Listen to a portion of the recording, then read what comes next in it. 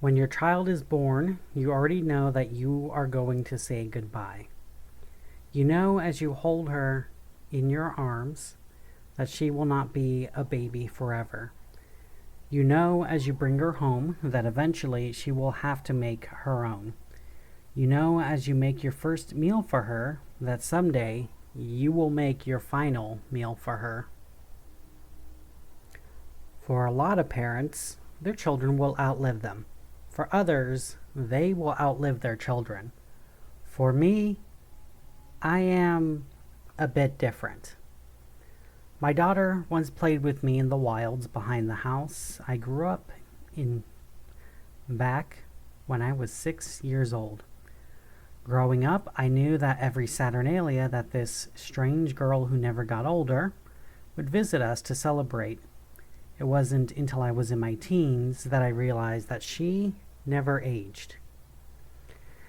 During my secondary school days, she would oftentimes bike home with me, listening to me rant about my teachers and the other students, always waiting for me just beyond the threshold of the school, because she could never go into Agamemnon's academy.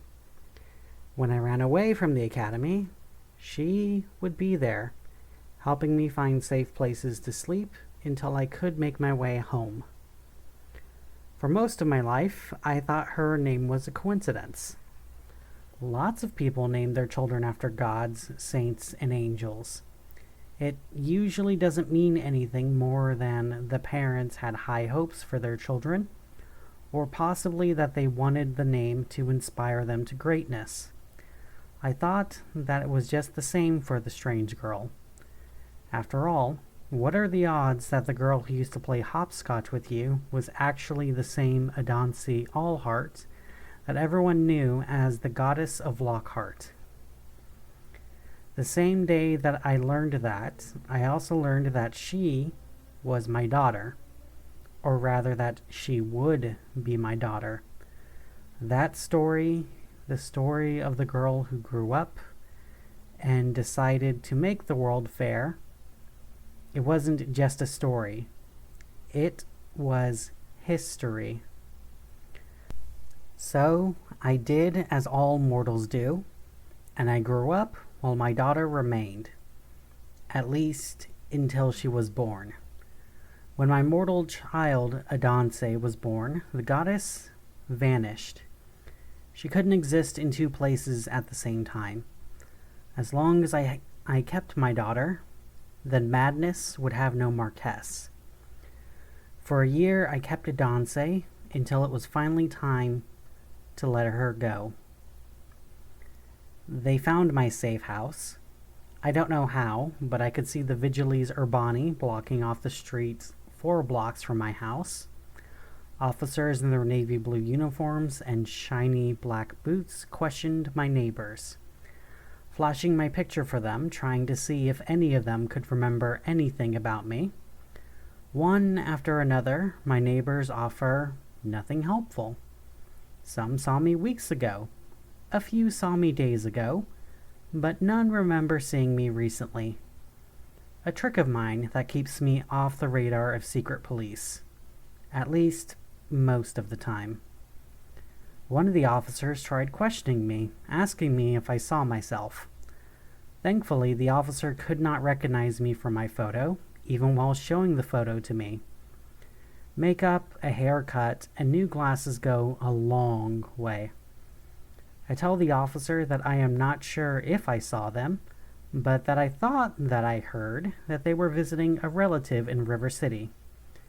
The Vigiles eventually lets me go as he questions more of my neighbors, and I walk back to downtown. Knowing how it goes, the officers would question everyone. No one else would remember anything useful, so the one officer who heard that I was visiting someone in River City would suddenly become very useful.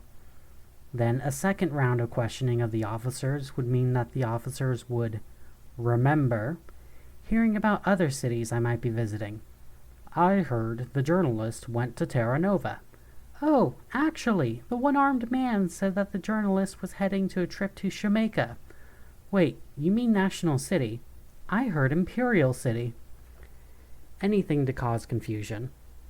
All of the officers know the bounty on my head, and their own greed would feed their imaginations more than any false leads I could give them. Still, though, that was my only safe house in town. The Vigiles would be guarding the bus depots, train stations, and airports right now.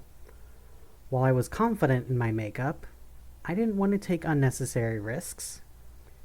After guarding the exits, the next thing the Vigiles would do would be checking all the hotels and motels to see if anyone checked in today or tomorrow, processing through thousands of guests, trying to find anyone who could be me.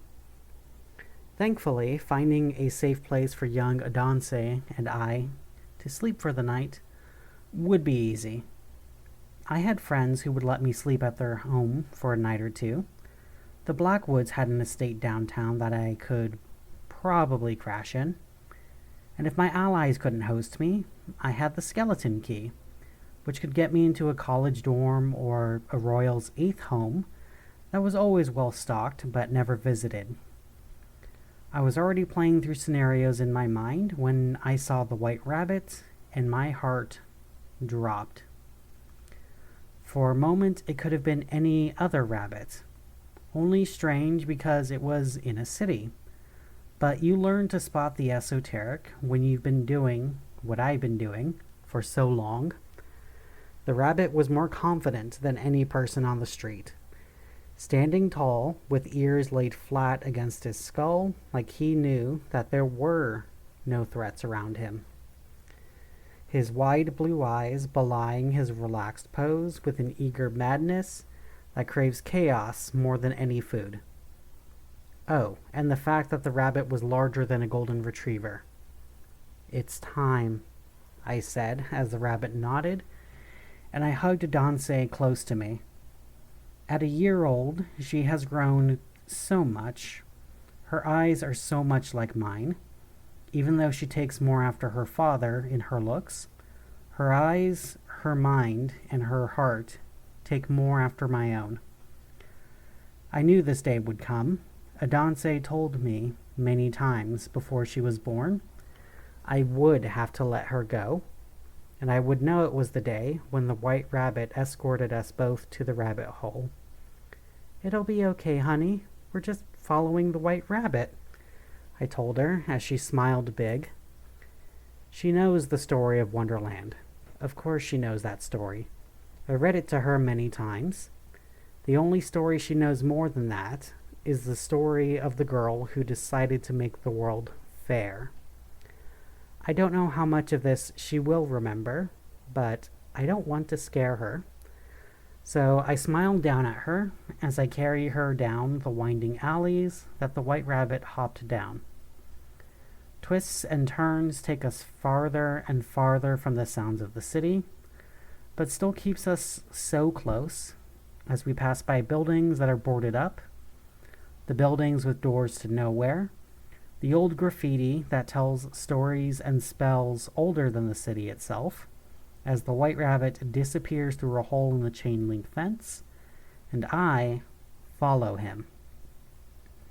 Inside is a little grassy area between 3 buildings, an oversight of yesteryear.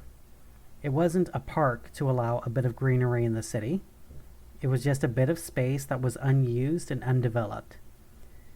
It kept its grass that grew up to my knees.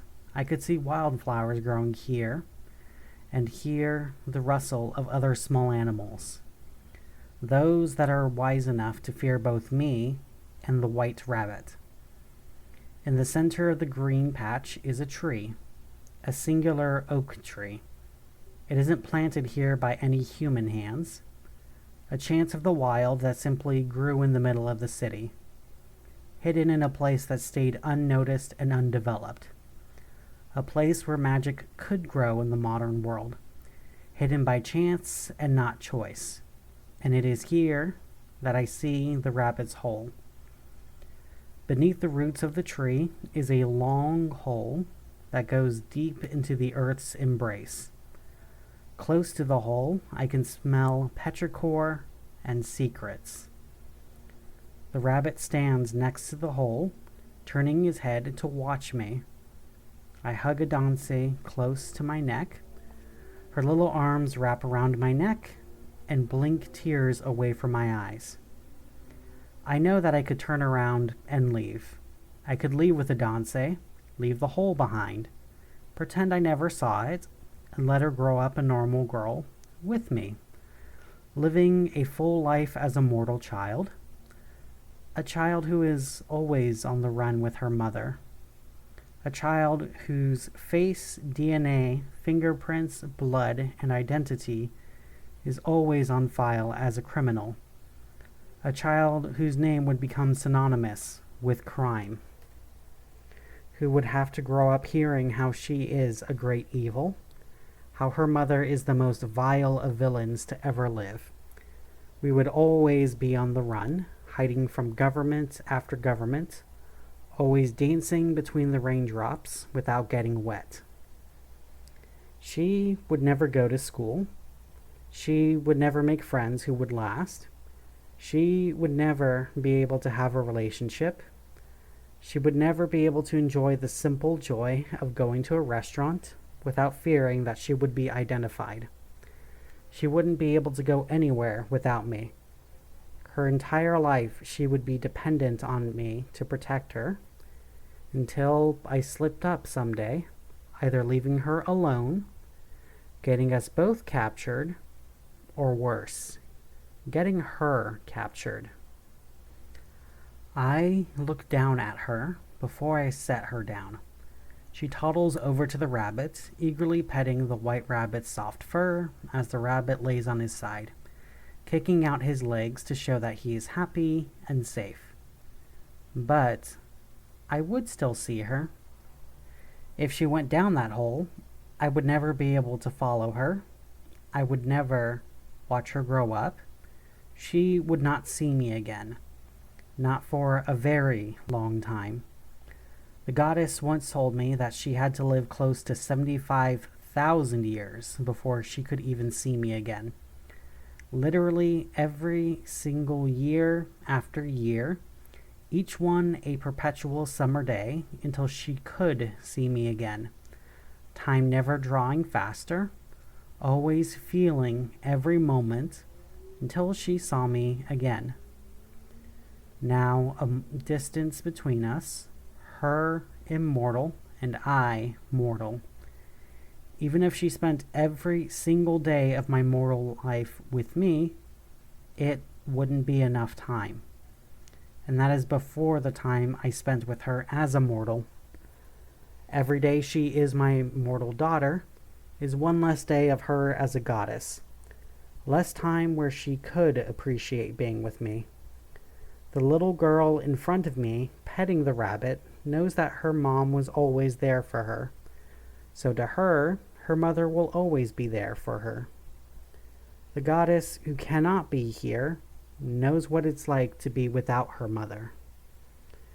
My tears are full of confusion and paradox as I see young Adansi get curious about the rabbit hole. She gets closer and closer as she sees she can fit into the hole. She claps her hand in excitement when she sees it. At the far end, she can see a light that only she can see, a light that I could never see, even if I lived to be 100 years old. I know that I have a choice. The goddess was quite clear with that. I always had a choice. I could walk away. I could bring the child with me. I could tell her not to go down that hole. I could ask my allies for help. I have many powerful allies who would intervene if I ask them to. The only reason they don't is because I asked them to not intervene. The rabbit gets up and slides past Adansi, disappearing down the hole, his little legs kicking just in front of her as he vanishes into the hole. My daughter, the child, Adansi, turns to me, making sure I'm still here. I smile at her, tears in my eyes. She is confused, not sure if I am happy or sad. She wants to go after the white rabbit, but she wants her mom to tell her it's okay. Go play with the white rabbit. Mommy will be waiting here for you, I tell her as she crawls into the hole and into the dirt.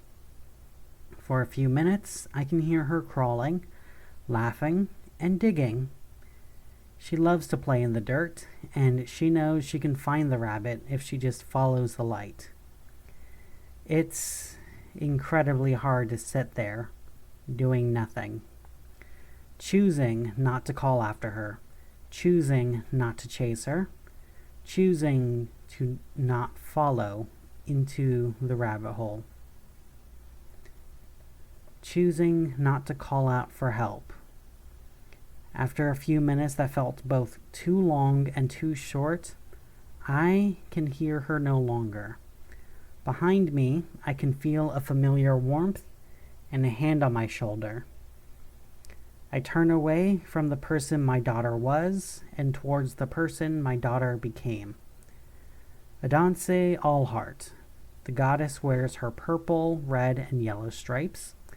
Her hand keeps her warm eyes out of the sun. Her curly hair hides one eye, and for a rare moment, I don't see her smiling.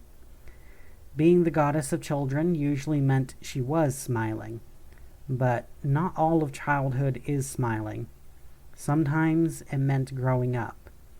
Sometimes it meant inevitable changes, even if that wasn't one that was wanted.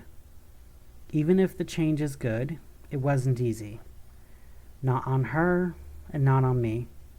Our hearts are the same in that way. I have given the world many gifts, I begin. Adansi is about to speak, but I raise my hand and the goddess stops. Not out of fear, but out of respect for her mother. If I pause, I will not have the strength to tell her. So many things I wanted to tell you when you were still with me. My stories, my truths, my histories, my strength. I have given the world so much. I have given it a chance to become a world worthy of you. A world where your name means hero, protector, healer, a god. Where you aren't cursed by every petty dictator for being related to me.